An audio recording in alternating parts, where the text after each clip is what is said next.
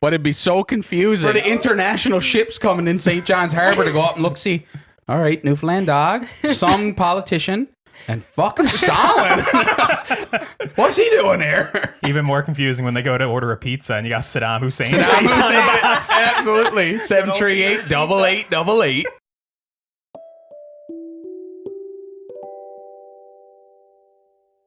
Welcome to your last podcast, the last podcast in the game, but the first you should listen to. I'm your host, Colton Simpson. And with me this week, all the way down at the other side of the table, it's Mr. Listen himself, Josh Vey. What are you at? And to his right, my left, it's our resident audiophile, William Ham Clark. And last but certainly not least, always in my corner, it's the amazing Grace Tatigian. Hello, hello. So what is your last podcast? We're a conversational podcast where every week each of us brings a topic of conversation to argue amongst ourselves and talk it out for your amusement. If you like that, be sure to subscribe to the podcast feed to make sure you never miss a new episode. And if you're watching on YouTube, leave a like, comment, and subscribe. And if you're feeling generous or have a couple of bucks to toss our way, you can always head on over to patreon.com/yourlastpodcast to help support the show. And with all that out of the way, and I'm a little bit out of breath, I'll toss it over to Ham. What's your topic? All right. So my topic this week is I wanted to talk about show stories or concerts if you're a normie. So I wanted to throw this off to someone because I kind of have a little bit the pause? Yeah. Right there, okay. So who are you tossing to? You're raising your eyebrows. Go ahead, well, Josh. you All right, you okay. caught it. So Okay, so I'm You're a stuck bit of with a, it I'm a now. bit of a normie, so this is concerts we're talking about, right? Like real singers, not just strange noise on the interwebs, right? Okay.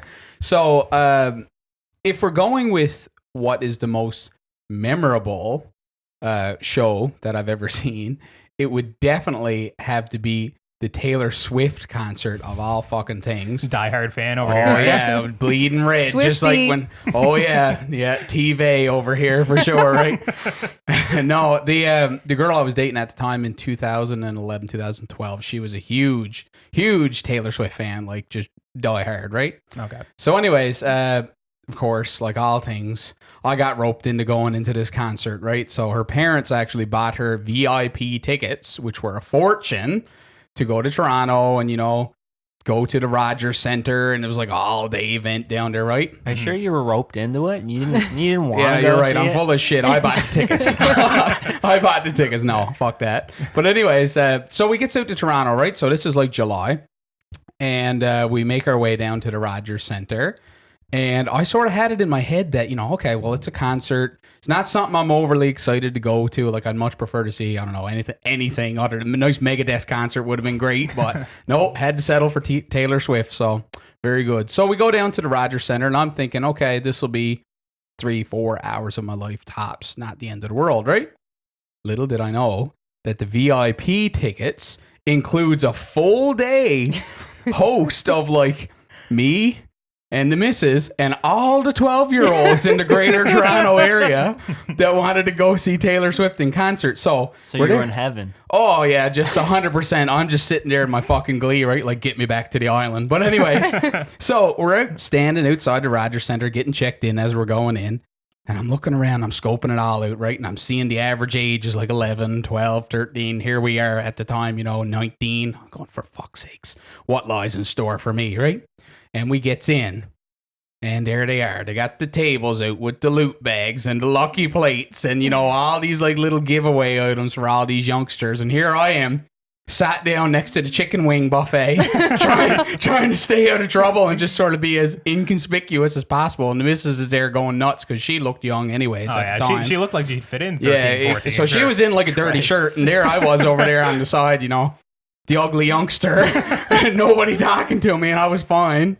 So that was all fine to go. But the weird thing about it was, as fucked as that part of it was, the show was really good. Like that Rogers Center, that's something else. I mean, I think the max capacity for that is 80,000 people. It's enormous. And there was something like 55,000 in her. I mean, she was stocked full. I mean, more than all the Labrador was in that watching this fucking show, right? So I'm sitting there watching the show, and it was really good. Like the lighting, the effects, and Taylor was up there bawling. Whether she was actually singing or not, I don't know. But they had some really, really good effects.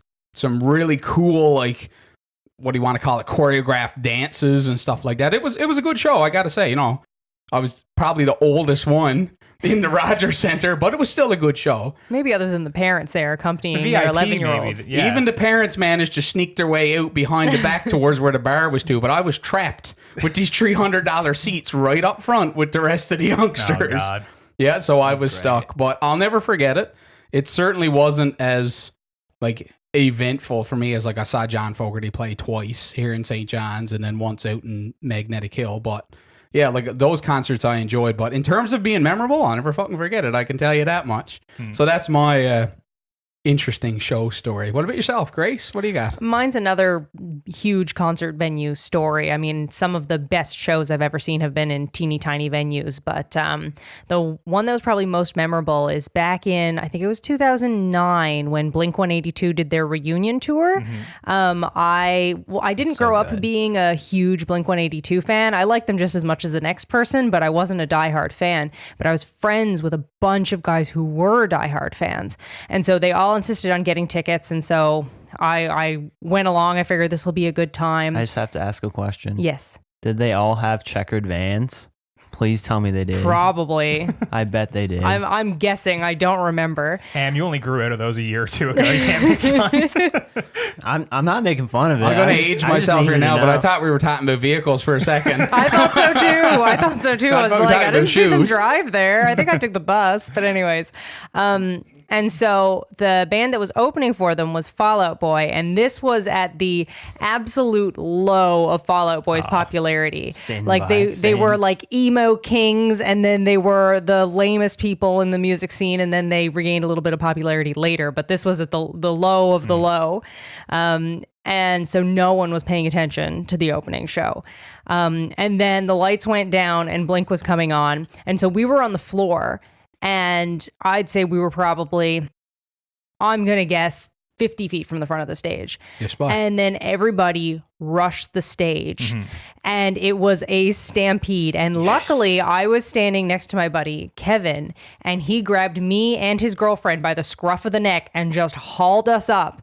And luckily he did. Otherwise, I would have been absolutely trampled. And we went from like 50 feet to something like probably 20 feet to the front of the stage. We were absolutely jammed in there. And it was an amazing concert. Like, talk about showmanship. And everybody was singing at the top of their lungs. It was an amazing time. But you almost died. But I almost died. But I mean, it's worth it when they pick up the drum kit and they're like swinging it around. Oh yeah, they does on the same wires. thing at George Street Fest when Shanny Gannock gets up on stage. Same thing. But it was certainly memorable. Like, my life flashed before my eyes at that concert. So yeah, how about you, Colton? Yeah, mine's pretty similar to Grace's in terms of just like and Josh's, I guess, as well, just like a big venue. But my most memorable concert experience has to be when my brother and I went to Warped Tour. Not when we went back in 2010 or 11, I think. It was my brother and I, we just up and left. I was visiting him in Truro at the time, and we just drove across, all the way to Toronto. And after a quick stint in Montreal, we stayed at like the worst hotel at the time. I think it was like the Howard Johnson Inn. It was just constantly moist in the hotel room. There was no air conditioning. Moist. Yeah, stains everywhere, like on the carpet. It's just a disgusting spot. But we were only there for a couple of days and just to check out Toronto.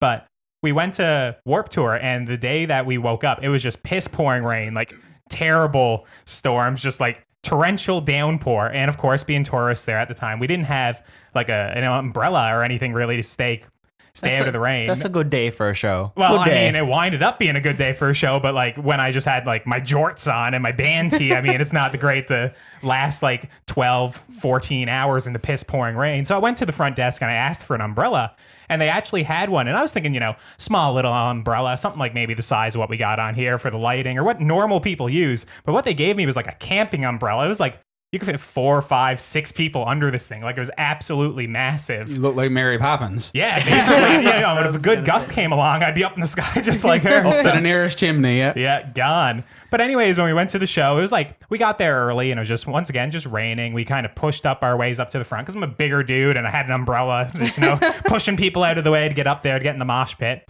And my brother was his first show, so he kind of kept out of it a little bit.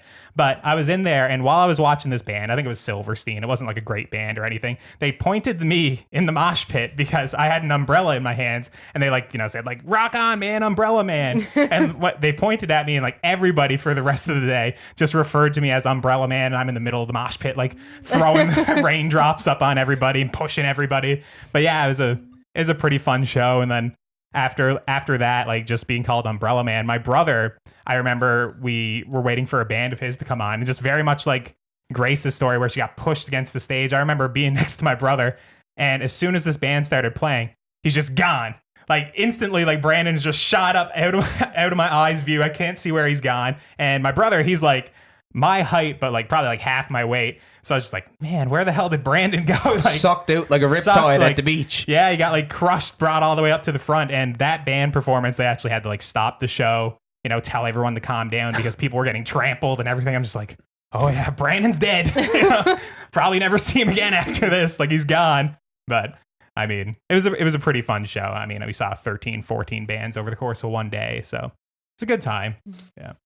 What about you, Ham? All right, so my story is a little different than your guys because it's not a huge concert. It was not Taylor Swift. It was not Taylor Swift, unfortunately. I mean, I wouldn't mind looking at her for like an hour or two, but not all day though. I can fucking tell you that. And I mean, there's Google Images if you want to do that. That's true. That's true. We got Google for that. But no, my favorite or most memorable show, I should say, that I got to partake in was a little punk show in a hockey locker room. That show is by far the most intense thing I've ever been at. It was like probably like 100 people maybe stuffed into a locker room and like pouring out. We were jam-packed, all the bands set up on the floor. There was no PA besides like a vocal wedge.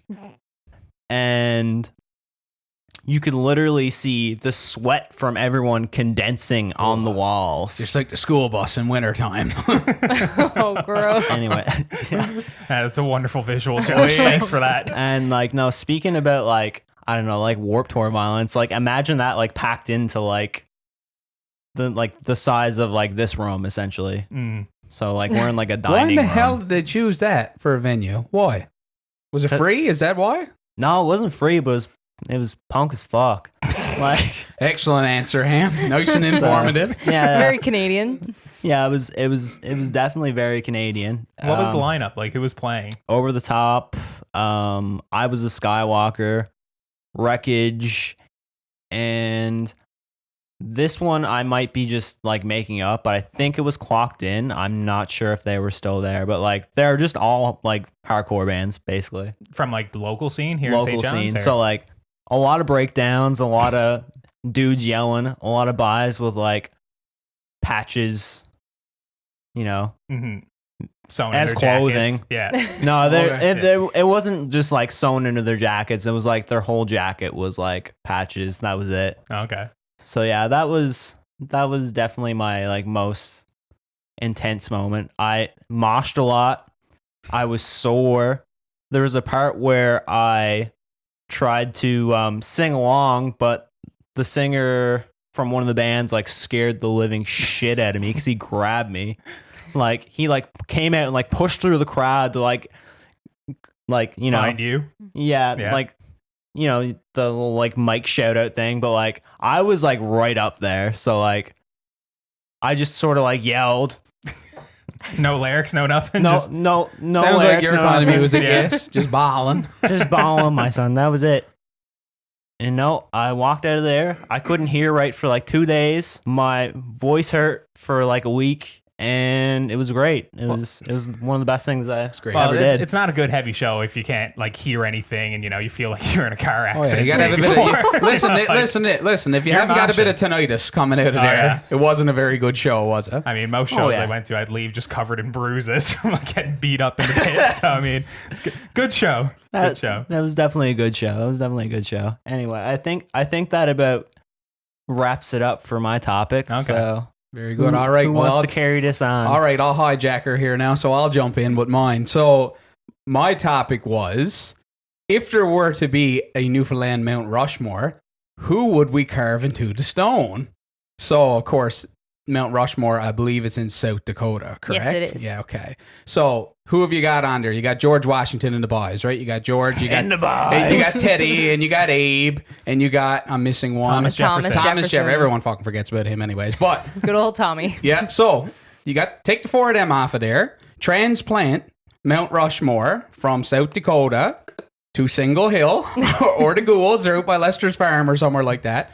Who are we going to put on there? So let's each throw in a candidate. So my candidate is good old Danny Williams, the most memorable premier we That's ever a good had. choice. A good Oh choice. yeah, 100%. So like for me, Danny got to be up there chiseled into the stone because every youngster that grew up when we did will remember a couple of things about Danny. They'll remember the day we all got off when Brad Gushu and the boys went So over good. curling. Not a fucking one of us give a shit about curling, but we had the day off anyways. Yeah. Yep, got the day off. I think it was 2006 or 7 or something like that. Something like that. I remember rushing home to not watch curling. Yeah. We'll all remember when Danny got on Larry King Tonight and debated Paul McCartney and his Mrs. Heather. I think she had one leg on her. One She had leg. one leg. She had one leg, and It was a nice leg. took away from her argument too, boy. But she was there, and they were criticizing, shitting all over the seal hunt, right? And they were going around, and they made some sort of offer that was like, we'll pay you guys X amount of money if you just stop killing the furry baby seals and blah, blah, blah. And basically Danny got online and hooked up with Larry King and was like, listen, you guys don't know what the hell you're talking about. Go back to England and stay quiet, basically. Destroyed him on air. It was excellent, right? Eviscerated I him. gotta search that up. Oh, it was excellent. Yeah. So that was in I want to say 2008, was a little bit later. Okay. And then, of course, we weren't quite old enough to really care about this, but of course, Danny the Pitbull got into a big old racket with Stephen Harper at the time over, I think it was the Atlantic Accord, actually. And got into a big old racket. And when the federal election came up, he said, I don't care what you go out and you vote. I want you to follow the ABC campaign. Vote anything but conservative, even though I'm conservative. Let's get him the fuck out of there, right? So I thought it was great. I just love someone that's a little bit anti-establishment in a way. I mean, he took all the Canadian flags off the provincial buildings around here, fire them all in the garbage, Proper thing. put up Newfoundland. Oh yeah, so like that for me is like, Man, people must have loved him for that. well, he is the most popular premier. Like the only one, I looked this up the other day, the only one that came even close was Joey in the beginning when he was the first one, and then he went to He nutting. went to the dog. Don't know. Well, why. I mean, we're not even going to get into that because that's an hour in itself. But yeah, Joey went from the highest ranking one to the lowest ranking premier, whereas Danny, solid 8 out of 10 the whole way through. Oh yeah. So for me, Danny got to be up there. So what else are we thinking? I'll throw it to Ham over here now. Well, you stole my answer, so Well, he's going to be everyone's answer. I fucking knew that coming in. We can't put two of his faces up there. Though, Two so- Dannys saw it looking towards each other like this. Nose is almost touching. So I got to back up, All right. and it's gonna be Donnie Dumphy Perfect. because Deadly. Same thing. he's perfect. He's a beautiful man. Backwards hat, Oh yes. He can pull a fucking deadly catwalk. Yeah, on a 50cc Honda. Yes. That's perfect there. That's going to get all the votes in Mount Pearl. I can tell you that much right now. So I don't who's Donnie Dumphy for the non-Newfoundlander in the audience? Yeah, Grace is a little out of the loop here. He's everything great about skeet culture, essentially. Okay, good. He's My got, people, essentially. Yeah. Long hair. Looks like he's from the 80s almost. Oh yes. Jean jacket on and all that, right? Jean jacket. What's his missus name? Brenda. Brenda. Brenda. Donnie, what do you want? Oh yes. He takes her around on his bike. His little Honda 50cc. And no, he's what he is essentially he's a rapper. Oh, okay. He's a Newfoundland rapper. See, at this point, I still didn't know if this And was like a neighbor of He's yours. a dirt bike racer too. He competed in the dirt bike extravaganza of 2014. Very important. I don't know how he placed, but he still deserves to be on Single Hill. I say he did good. I say he did. But he's a champion of the people, and I think he deserves to be up there. Excellent choice. Yeah, that's a tick in the box right 2 for there. 2 Ham. so 2 far? for 2. All right. Man. Oh man, like when I was thinking about who to throw up there, I was so conflicted. Like, I was like, oh, I could probably throw up like a Joey Smallwood, but I don't really want to get into the whole Churchill You didn't want any calls. more bruises, did you? I didn't want any more bruises. Didn't want to start a fight. And I was thinking, oh, maybe like Shauna Diddy for like the historical pick. But when I truly thought of a Newfoundlander, and this is coming from Labradorian, I'm not from here, but when I picture a Newfoundlander, I picture someone who's short, someone who is very, larger than life type of character. And I picture George Street. So what do you do down on George Street? You drink a bunch and you get in the fights. So when I had to pick a guy, I picked Edward White, which I'm sure no one is too familiar with here. But Edward White, when he was in his youth, he used to get into scraps all the time, like so much so that I think his parents like sent him away to like Montreal or something. But he was always getting into fights. That's punishment. Yeah. And around the world, he became known as Big John Strongbow, Sailor White, Knuckles McKnight, the Wharf Rat, the Canadian Hitman, but most popularly in the WWF, I think at the time, as the Moondog King. So What does that even mean? I have no clue, but he's the Moondog King, and don't question it. He went on to win like the WWF Tag Team Championship with another guy. I think his name was like Moondog Bo or something. I don't know. They were like the Moondog Brothers, and he only had really one shot in the limelight. Right after that, he was like stuck at the border, something to do with drug trafficking, which he said was, just like an inside job to get him out of the WWF. Yeah, conspiracy. Conspiracy theory. And after that, he kind of faded from relevancy until like later on. Until now. Well, until now. But in all reality, until the 90s, when he became a little bit of a political figure. He ran for the Green Party in Bonavista. I think he got 300 votes. That's all I was down there by. That's 100%. To the liberal person's 15,000. So, he's a bit of an underdog. And just all of his life, he was just a sailor. He worked on ships. He built them for the Great Lakes. He was renowned around the entire world and within Canada, some wrestling in South Africa. And he went out the way, like, I don't know if all Newfoundlanders go out this way, hopefully not. But I think around here they have a very strong love for the cab companies. And he went out as a taxi driver getting in a cab accident, so. Wow. Fuck's sake. Jiffy cabs. Jiffy cabs. And On the way. so obviously he's not like this great historical figure, but if you look at his face, which I'm sure I'll throw up here at some point during this little conversation, it's a beautiful face and it deserves to be up there. It's the face of a champion, is it? It is a true champion. Very good. Okay, so we'll throw Eddie White up there with some other very important Newfoundlanders. All right, Grace, what do you got? Okay, well, I decided to stay away from political figures where I'm not very familiar with the political history of Newfoundland and Labrador. That's not something you get in the Quebec curriculum. They teach you that Shocking. Labrador was part of Quebec. Yeah, so there you fair, go. We don't care either. So. So I wasn't too familiar, so I decided to think, who is a good ambassador of Newfoundland to the world? Who are we going to look at and go, yeah, that's a prime example. Kind of the same mentality that you had, Colton, for picking the perfect person to put up on Signal Hill.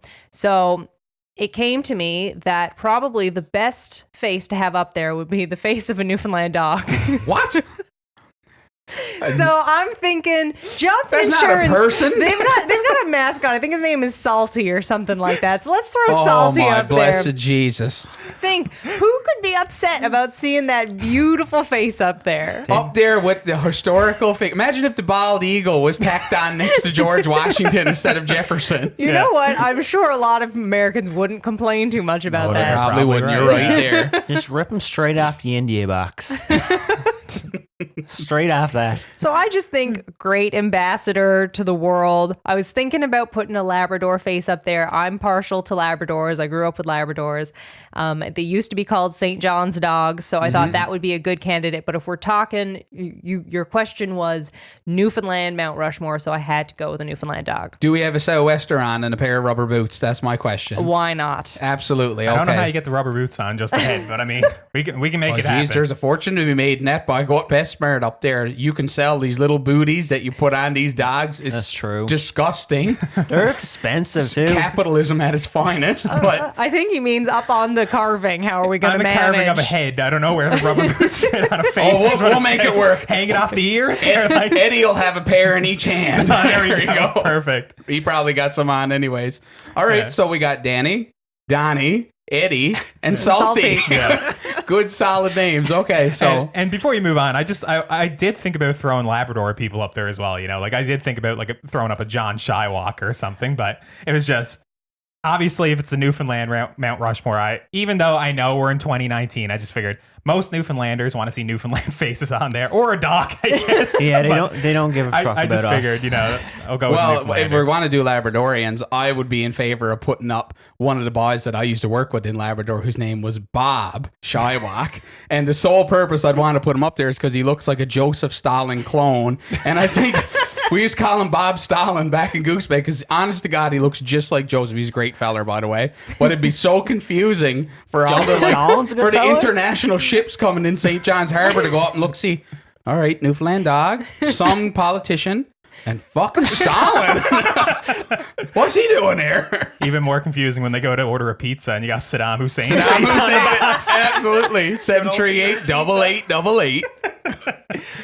Excellent. Okay, so that wraps up my topic. So I guess that who's going next? Who are we tossing I it think to? Grace can go next. Yeah, save me All for right. last. All right. So I decided to go with a more introspective topic this week. A lot of our topics are oftentimes silly, like this last one.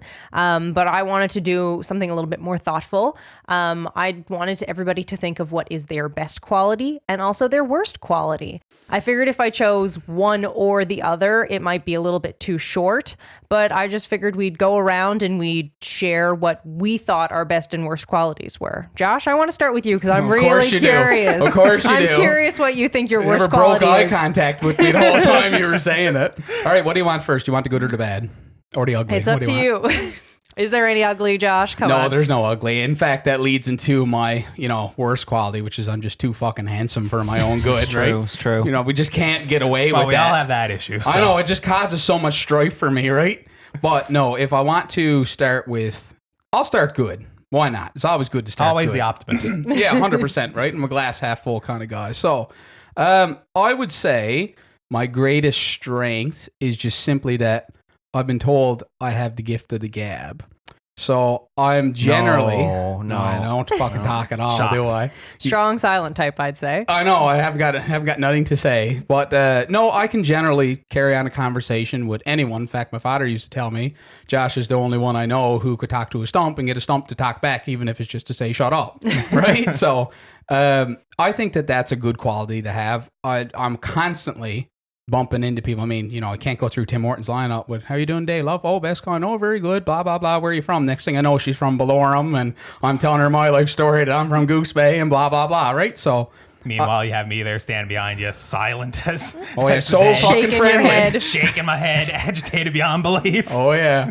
Yeah. He's real friendly, he is. We got lots of friends outside this table. But anyways, so yeah, I think that that's by and large a better quality to have in terms of it does more good than it does harm. Sure, sometimes you might have a tendency to ramble on a little bit. I'm sure that Missy behind the counter at Tim Hortons wants to be like, take your fucking muffin and go on. Sometimes, right? Sometimes for sure. But in terms of like social settings and the work environment, it's been very, very useful. I've made friends at every single, like lifelong friends that I have kept in close contact with at every single job that I've ever had. I mean, I have a group chat from a job that I had 7 years ago now almost, and there's still stuff that goes into it every day, which is unbelievable, right? And That's really nice. Yeah. and well, the thing is as long as you're sort of friendly and not too like spilling your guts on there, telling people stuff they don't want to hear, I think by and large it's good.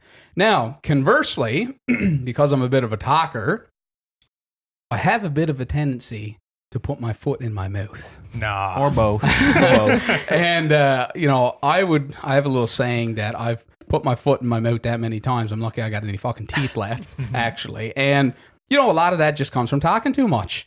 Sometimes you have to know your audience that you're talking to, and sort Absolutely. of when I start going into the story mode, right, and it gets the arms going, and I start Now listen. exactly. Listen, I'm gonna fucking tell you something, right? So when I start telling stories, sometimes I might use a certain word or a certain saying or something that's a little bit edgy. I guess is the best way to put it. And the worst case, or the worst thing with that is a lot of the time, the way people are, you might offend someone, and most people don't have the gall or the intentions to tell you that, listen, you just fucking said something that I don't like, and I'm going to tell you I don't like it right now. Most of the time, they'll just grin and bear it and walk away and talk shit about you behind your back. And sometimes Unless that can come you're back with us, then we just talk shit to you in your yeah, face. exactly, which is fine. I'd always prefer that. Like, chirp me, I'll chirp you. It'll be best kind. We'll mutually rag on each other. It's great, right?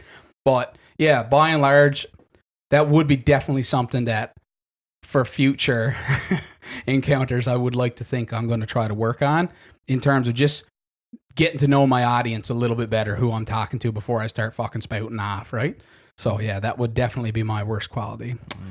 Back at you there, lover. What do you got? All right. Well, I mean, I've got a lot of bad qualities to pick from, so I was trying to decide what is probably the Delayed reaction on Ham's part. probably what is, I guess, least productive in terms of my own sake and others' sake, and it's the fact that I'm a pretty controlling and neurotic person. I like things to be the way that I like them, and I can get pretty agitated when things don't go the way that I plan. Now, I think for the most part, I do a really good job of shoving that deep down inside, bottling it up like is the healthy thing to do. Festering, yes. Yeah, festering, but it's definitely there, and it's definitely something that I struggle with all the time. And some days I'm not so good about stuffing it down deep inside. I mean, you think of these sitcoms characters like Monica from Friends, and who are these super, it has to be my way, the coffee mugs are numbered in the cupboards, stuff like that. And I totally identify with it. I totally get it.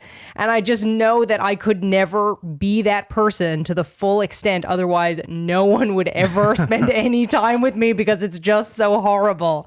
So that's definitely detrimental to my own sanity and to other people's. So that's definitely, I think, my worst quality. I've certainly got other ones that are bad. I'm sure, Colton, you expected me to say the fact that I'm a workaholic. Yeah. That's definitely up there. But I think that there are more pros to that than there are pros to my neuroses in general. But my good quality, what I think does make people want to spend time with me and not just run for the hills, is the fact that I genuinely enjoy helping people.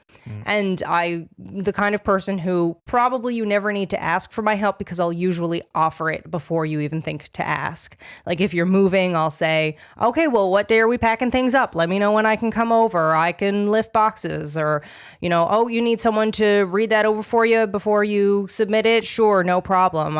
I'm usually pretty quick to offer help. Well, I remember when we first met, I had to tell you to stop doing the dishes when you come over to my house. So I invited you over to hang out, not to clean up my house. You used to drive me nuts. But see, that's a little bit of both. Apparently he don't know when to shut up either and let a good thing happen. No, I had to tell you, you got to stop doing it. But I'm like, how are there dirty dishes here? This is not acceptable. I've got to clean them. So it's both of my qualities there. You know what I mean? Yeah. So there we go. Ham, you go next. All right.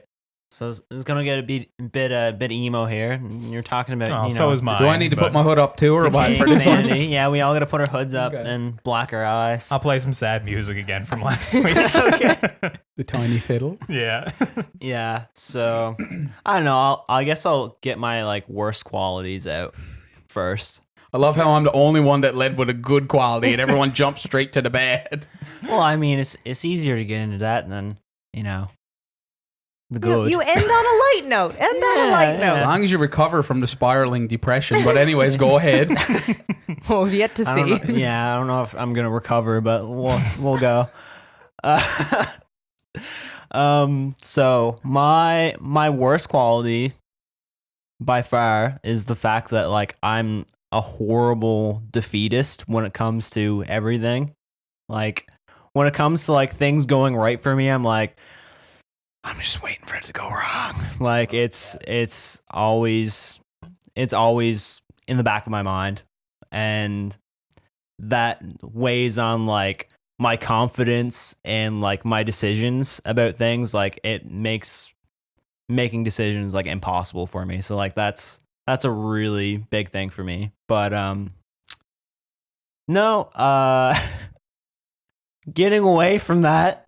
Great transition. That's what I'm there, saying. Mike. Yeah. Stepping out of the nice and depression. clean transition To put a bit of light, put a bit of whipped cream on top here on a shit pie. But anyways, go Shit ahead. pie. I think in terms of like good qualities, like I think I'm generally like genuinely like a caring person in general, and with that I think I'm pretty loyal. Like I've had like the same friend group forever for the most part, and like I'll always make time to like hear people out. I like for the most part, even if I'm just sitting there and like silently nodding my head, which is most Josh of my over- conversations. Josh over there. Yeah, I don't Word feel busted out. targeted at all. I don't feel targeted at all.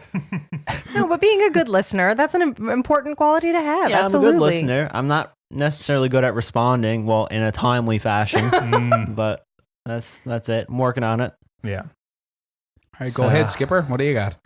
Well, in terms of mine, it's kind of a hard thing to get into just because I guess my most positive quality is also what I would say is like my worst quality. Kind of like a Greek hero, a tragic hero. Not saying I'm as great as any of them, but it's just I am an overthinker. I'm like a detailed person. I'm somebody that usually I pick up things pretty fast. Like in terms of the editing or in terms of writing, it's things I throw myself fully into, and I try and learn every possible way to improve and better myself and make sure I get to that point of perfection, which of course is a dirty word. It's impossible, but I'm always trying to get there.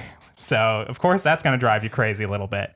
But in terms of my negative quality is the exact same thing. I am an overthinker. I'm the type of person that when I do complete something, I'm not relishing in the accomplishment. I'm not taking the time to celebrate. I'm already thinking about, okay, well, when's the next time we're going to have, things go wrong with the podcast? When's the next time I'm going to really struggle in the editing process? When's the next time I'm just going to have trouble getting to sleep because I can't quiet my mind? Like it's something that it's like always preying on me and plaguing me. And it's something that is just, I don't really know how to deal with because, like I said, it's probably one of my best qualities, just that I am such an overthinker, but you don't really need to be delving into Facebook posts for 2 years back, yes. Oh, and yes. Josh knows exactly what I'm talking about there, but it's But just, it just to counter that a little bit, like you said, and I think this sort of feeds into your theory that that's a good and bad quality.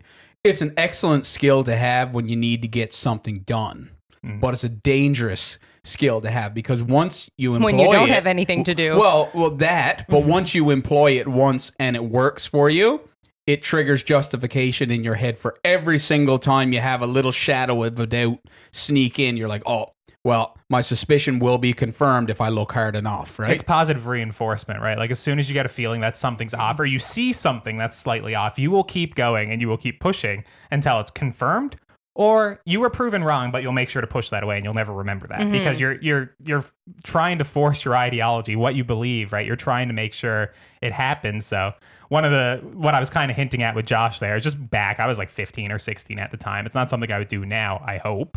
But I was with a girl at the time and I saw, like, as I was leaving her house, she was texting somebody else, kind of not really paying attention to me leaving. And I saw the last 4 digits of the number.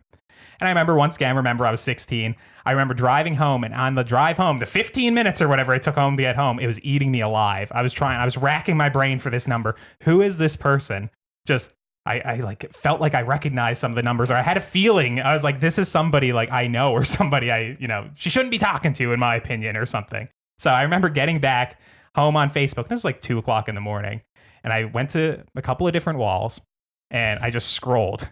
And I scrolled and I scrolled. And I remember I went back so far on this one guy's wall that eventually I knew that he was the type of person that he might put up something like, I'm lonely, text the seller, got a new phone, like hit me up here. Yeah, that was the thing to do back then was the TTC, yeah, right? TTC. So I scrolled back like 2 Is years. that what that meant? I never knew what Well, it that doesn't meant. mean Toronto Transit Well, Commission. that's what I thought. That's what I always thought. Okay, now I know. Learn something new every day.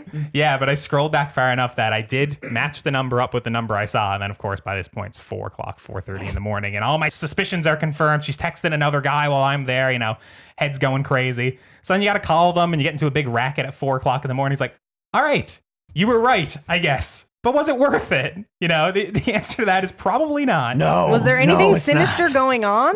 In this case, there was. Oh, but, darn it. you I was know, going to and say, that's- see, nothing happened. But do you see the danger is Yes. here because there was sinister shit going on. Now, every time that you get the gut feeling, oh, there's something sinister afoot. And that's the Right? thing. It's the type of thing where it is confirmation bias that every time it is proven right, when you get that feeling, it just strengthens it. And I know there's lots of times when I'm wrong. It's just, of course, when I got to think of a time where I was confirmed. I can go back to a time when I was 15. It's been sticking there that long, right? So it's something that's just disastrous. Obviously, it's something I'm working on, but it's also something I can't stifle too much because... No, and listen, I'm going to tell you something. There's been times where I've said, I need to know something about this. And it might not even be something personal for me, but it's just, what is going on here? I might see something online and say, what in the hell is going on there? There got to be more to it than that. I go right to nosy, Mr. right? What? Nosy. Yeah, well, gotta Nosy, get the gossip, boy. So I go right to Mr. FBI over here and I say, okay, here's the name, here's the organization or whatever.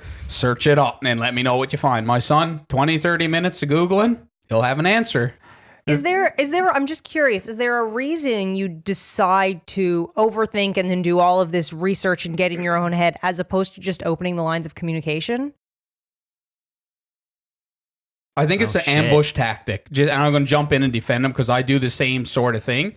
I want to almost have an answer for when I get the answer that I expect would be the worst case scenario. And I would say with Josh, just like a lot of times, just if you are an overthinker, you're already playing the conversations out in your head anyways. Why are you going to start a conversation with your girlfriend at like 2:30 in the morning when this person in particular is just going to lie? And then what? You're stuck at an impasse. You need proof.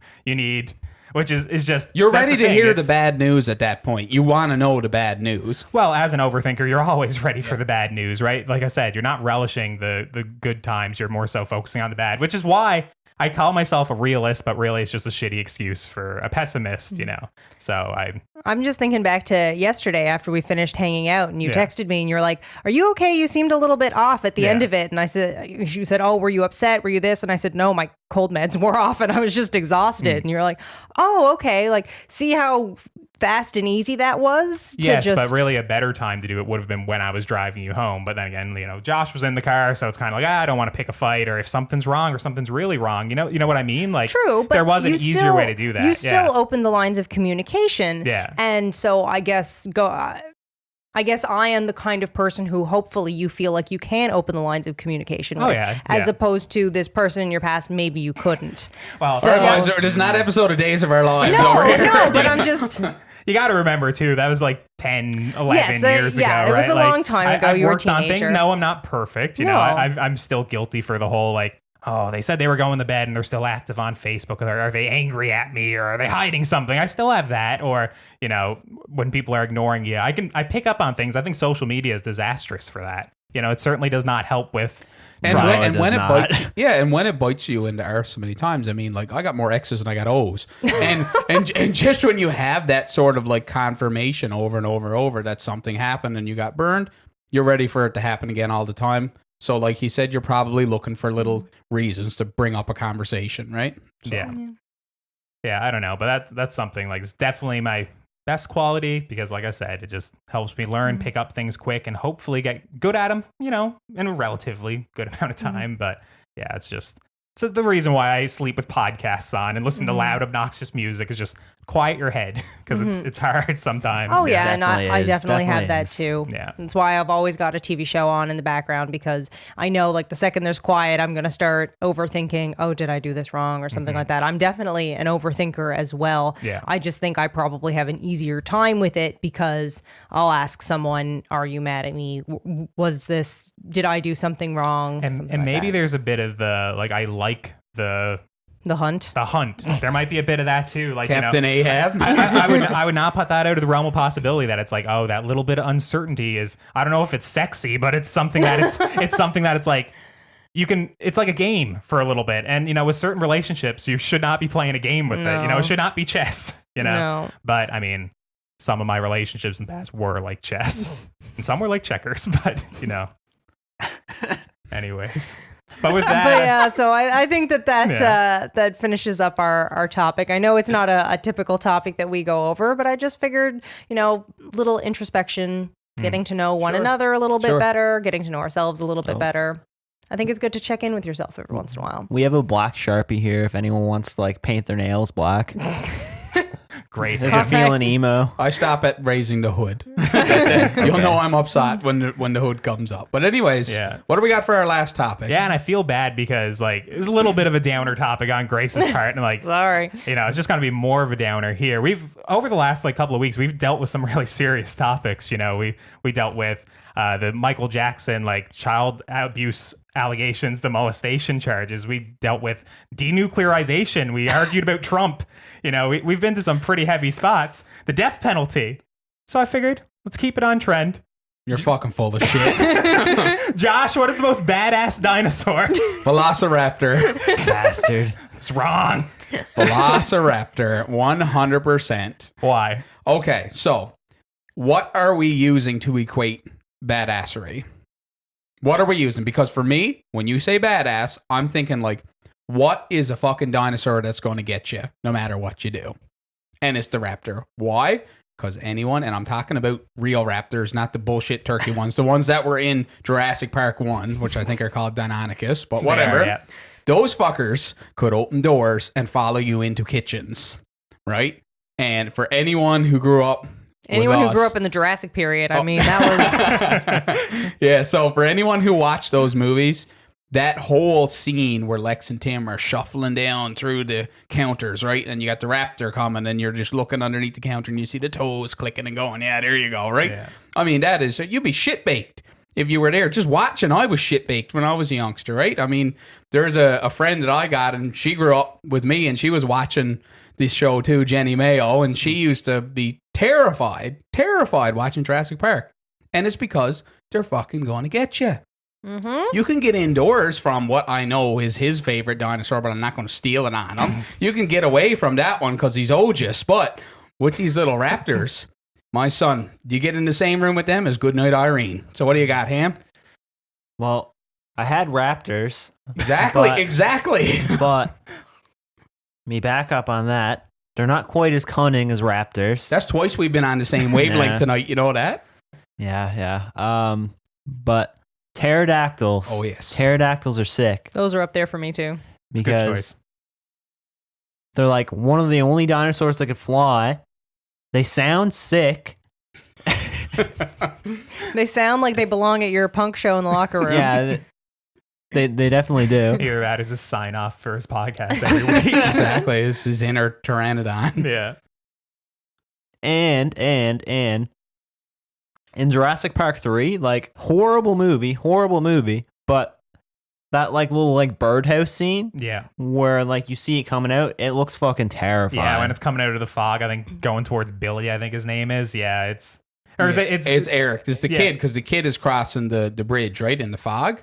Okay, yeah. And he feels the shudder, right? Because something lands right heavy on the bridge. And then out she comes out of the fog. It's pretty menacing looking, yeah. Mm-hmm. But no, pterodactyls, they could fly around, shit on all the other dinosaurs and just be like, literally, yeah. Literally.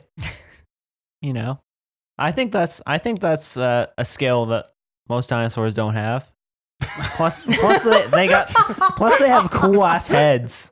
They do. They have those like pointy heads with like the big beaks. They're basically just Jurassic fucking seagulls, if we're gonna be honest. Pretty much, yeah. But imagine throwing a plate of fries in front of them, like down at McDonald's with the gulls down there. Oh my god, Jesus! Why don't no arms? Yes, sir. Okay, but just to confirm though, your first choice was raptors. Yeah, first choice for sure is raptors, but second choice is big trash bird, pterodactyls. All right, what do you got? Do I even need to ask No, this? I mean, come on. Like anybody who watches the podcast or listens, I mean, probably or knows me any amount at all. Yeah. Come on. Like it's gonna be the T-Rex. It is definitely the most badass dinosaur. I don't know if I want to get too much into it, but I mean, look at him. Built for Like a brick shit house. he's built perfectly. He skips arm day, but that is by design because if his arms were big and muscular, he'd just fall over in the front. He has these huge legs on him, full of muscle. Thick. He's thick. He's so thick, full of muscle. His jaw, his bite force is 4 times that of a great white shark. His neck muscles are so strong that whatever prey he has, he can toss it 15 feet up in the air and catch it. It's just, of course, when it comes to Jurassic Park, it is just movie magic. Like the T-Rex in that movie is phenomenal, and when he comes back in at the end as a hero, and he's just the hero of the franchise, like he's in every movie. She Yes, yeah. she is in every movie. Sexy Rexy. Yeah, and it's just as a badass dinosaur, it's just I didn't even do any Googling or any searching. I was just like, it's the T-Rex. Well, you knew enough about it. You didn't need to Google. Yeah, it's just I And know I it. would be on board with him if the question had been, what's your favorite dinosaur? Because it's definitely my favorite dinosaur. I just think the T-Rex is still more badass because, like I said, it's that hero. And the thing is like what my favorite like thing in movies that makes people badass is that turn. You see the turn where they were a little bit of a anti-hero or they're a little bit of a badass and they make the turn to good at the end. Yeah, but what about Jurassic World?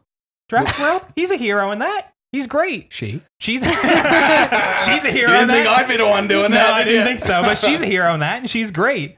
And in Jurassic Park 1, she is terrifying in the beginning, and at the end, she comes in as a hero, and it's just such a great moment. I mean, why do we like Arnold Schwarzenegger in the Terminator movies? No one talks about Terminator 1 very much. They talk about T2, and he's giving the thumbs up, and he's great friends with John, right? Is it? Yeah, John Connor. John Connor, yeah. It's just, when you become a hero, it makes it a little bit more of a badass character, I think. And the T-Rex, he's in all of them. I mean, the Velociraptor, I think, is as well. But T-Rex, great.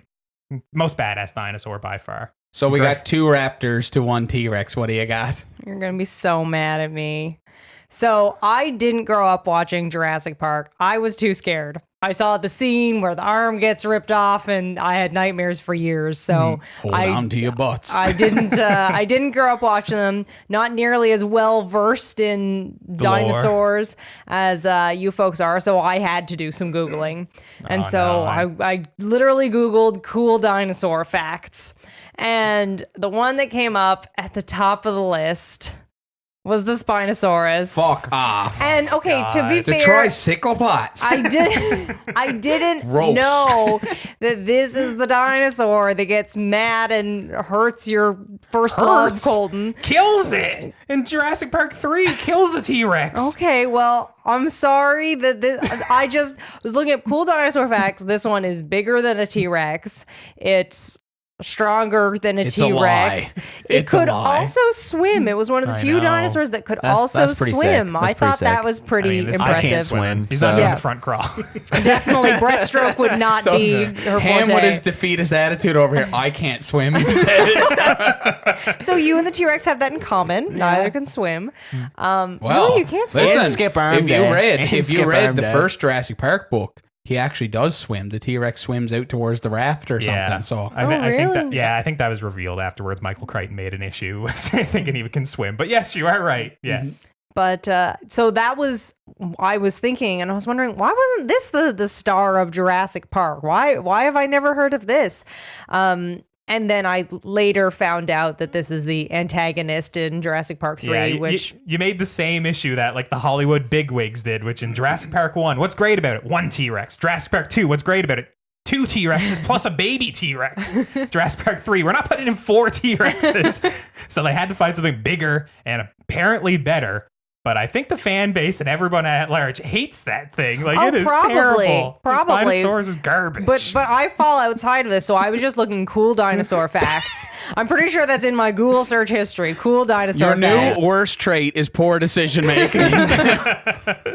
So at this point, I had already sunk in like a solid 5 minutes worth of research. man. And I was like, am I really going to start looking up other dinosaurs? And now I did look a little bit into a few Yeah. other dinosaurs. The one with the like I think it was something 9 inches of bone on its head so it can headbutt things. Oh, yeah. That's pretty greasy. Pachycephalosaurus. Yeah, Cephalosaurus, the whole yeah. bunch of ones I said there's way too many syllables there that I'm Yeah. definitely going to get wrong.